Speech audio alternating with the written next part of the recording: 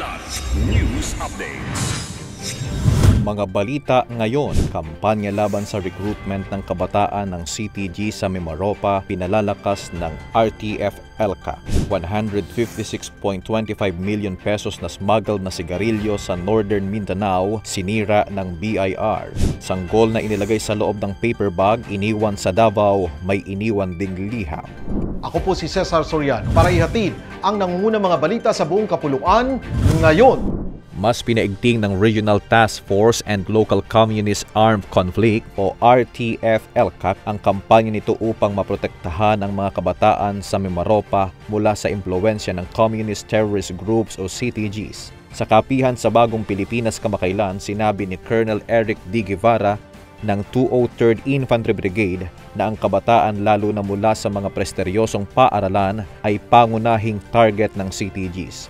Bilang tugon, inilunsad ng DILG ang programang Preventing and Countering Violent Extremism o PCVE sa tulong ng mga barangay at sangguniang kabataan.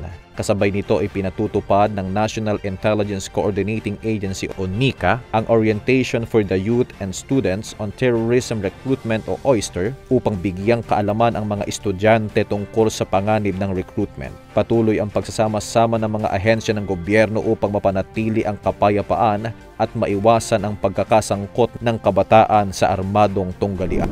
Sinira ng Bureau of Internal Revenue o BIR Revenue Region 16 ang 156.25 million halaga ng illicit cigarettes bilang bahagi ng pinaigting na kampanya laban sa tax evasion.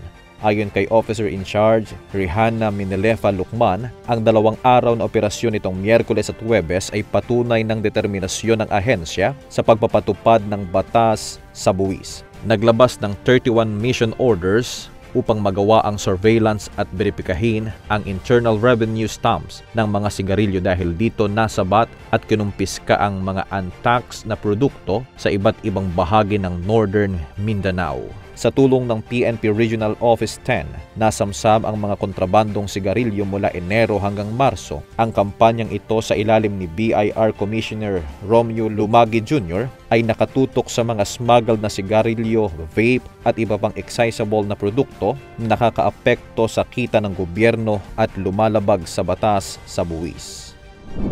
Isang bagong silang na sanggol sa loob ng paper bag ang natagpuang abandonado sa Paredes Compound, Kawayan Drive, Matina, Davao City kahapon. Kasama ng sanggol ang isang liham na nakasaad ang pangalang Brian Drake at pakiusap na huwag itong palitan. Bahagi ng liham ang mensahe na nakasulat sa Ingles. Pakisuyo, mahalin at alagaan siya. Ibigay sa kanya ang mga pangangailangan niya dahil sa ngayon hindi namin kayang palakihin siya. Pasensya na kung ipapasa namin sa inyo ang aming responsibilidad, pagpalain kayo ng Diyos. Agad na na-rescue ng Central 911 ang sanggol at kasalukuyang nasa ligtas at maayos na kalagayan. Patuloy ang investigasyon ng mga otoridad upang matukoy ang mga taong nasa likod ng pag-abandona sa sanggol. Para sa Kidlat News Channel, ito si JP Adaw, nag-uulat. Ako po si Cesar Soriano, kasama nyo sa bawat pagputo ng balita.